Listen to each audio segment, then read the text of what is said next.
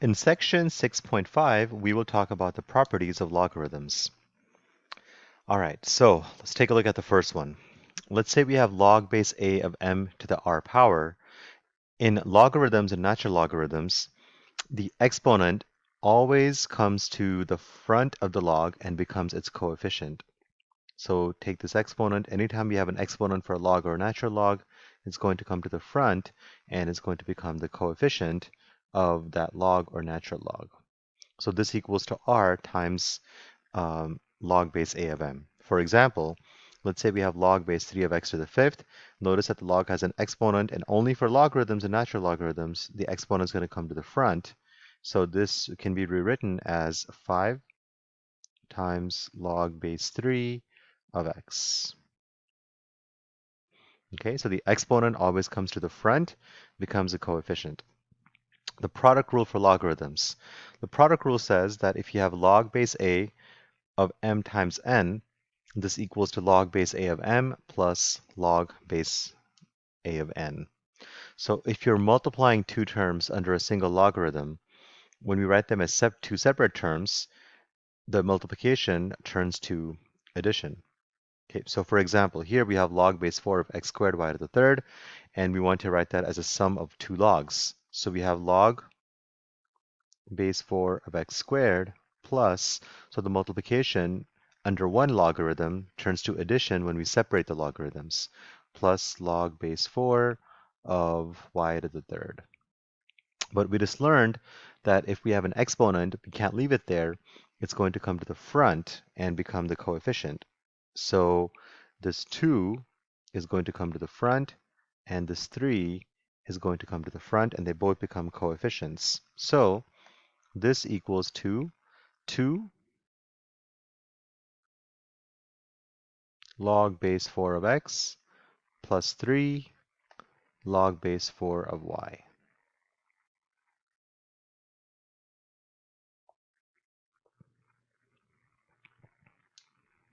Okay, next we got the quotient rule for logarithms, which says if you have log base b of m divided by n, that equals to log base b of m minus log base b of n. So just like multiplication under one log leads to addition under two separate logs, division under the same log leads to subtraction under two separate logs. For example, we want to write the following as a difference of logarithms. So we have log base 15 of x to the fifth. So this equals to log of 15.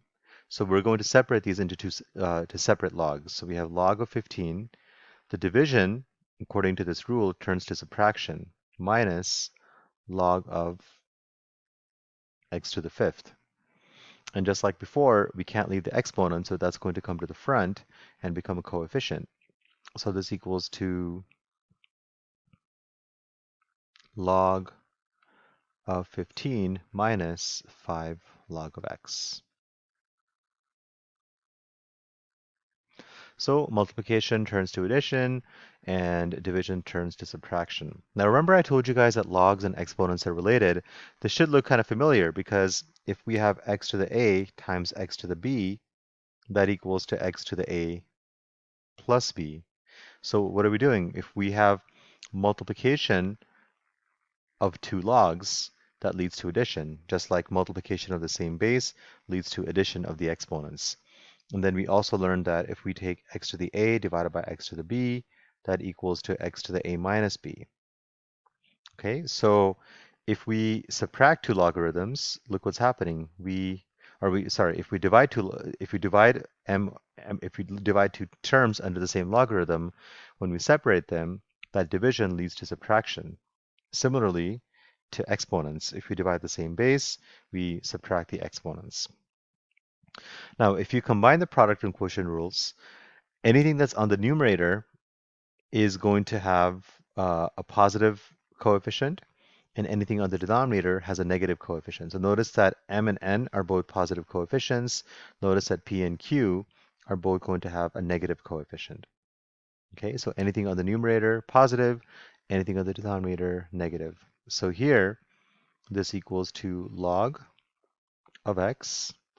X is on the numerator, so it's positive, plus log of y to the fourth. Y to the fourth is on the numerator, so it's positive. b to the 5th is on the denominator, so it's negative. So it's minus log of b to the 5th. And c to the 7th is also on the denominator, so that'll also be negative. Okay, so this equals to log of x plus 4 log of y minus 5 log of b minus 7 log of c.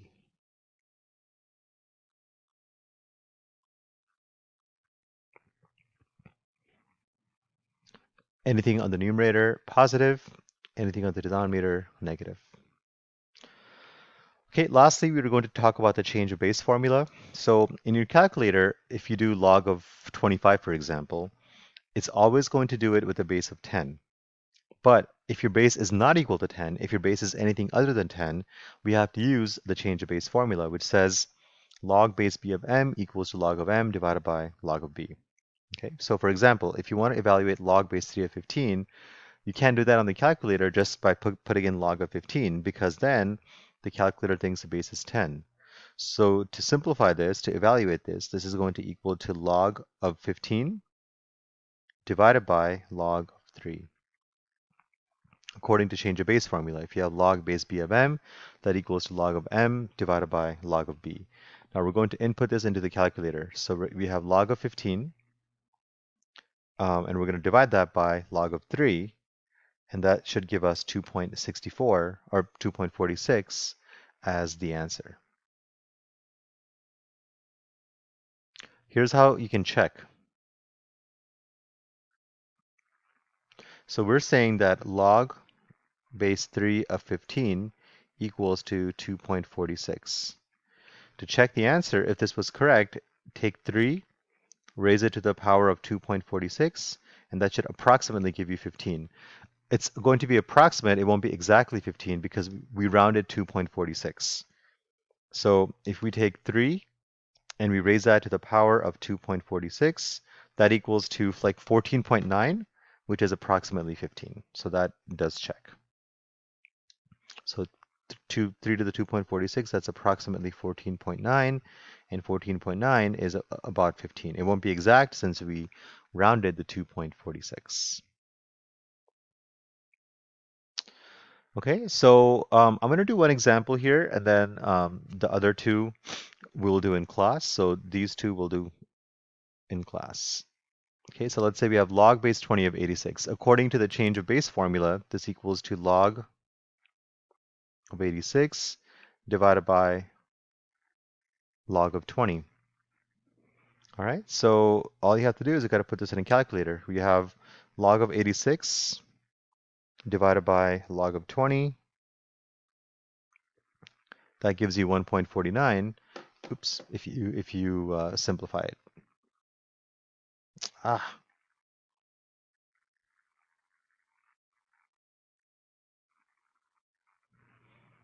Now, if you want to check your answer, then 20 to the power of 1.49, that should give you approximately 86 as the answer, if you did it correctly. So part B and C, we will do in class. Let's take a look at the next section. We want to write as a single logarithm. We have log base 3 of 2 plus log base 3 of 15. So we know from the product rule of logarithms that if you have two logs under the that are being multiplied under the same log, then that leads to addition of separate logs. But that goes backwards too. So if you have addition of two separate logs, then that leads to multiplication under the same log. So let me rewrite that on the side here. If you have log base a of m plus log base a of n, that equals to log base a of m times n if you put this under the same logarithm.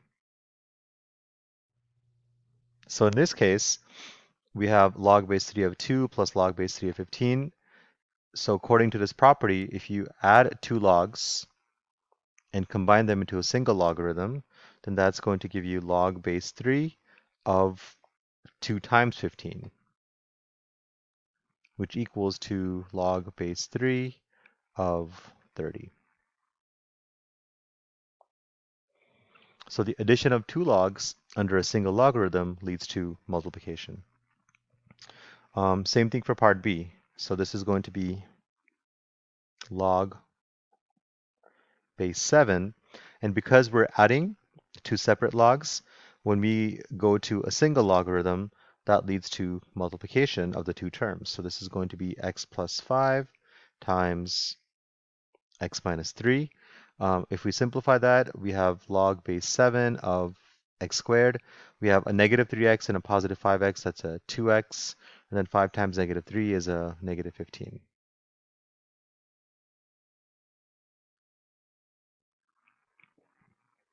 Let me do one more, and then the last three, D, E, and F, we will do in class.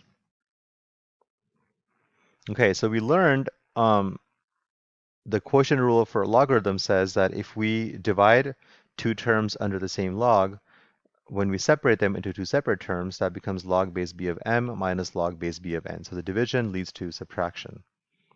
It goes the other way too. So if we have log base b of m minus log base b of n, if we subtract two logs that are separate under the same log, that leads to division. Okay, so here we have log base 4 of 48 divided by 6. So subtraction of two separate logs leads to division under the same log. So this equals to log base 4 of 8. Okay, and then D, E, and F we will go over in class. Let's do an example here, and then these three parts B, C, and D we will go over in class. So we learned that anything that's on the numerator will have a positive coefficient. Anything on the denominator will have a negative coefficient. So this is going to equal to log base 3 of x squared. So x squared is on the numerator, and therefore it'll have a positive coefficient. Minus 5 is on the denominator, so the 5 will have a negative coefficient. The y cubed is on the denominator, so the y cubed will also have a negative coefficient.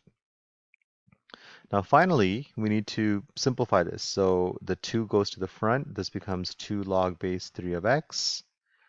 The 5 doesn't have an exponent, so that's just going to remain log 5. The 3 comes to the front, and that's going to become minus 3 log of y. And then this becomes your answer.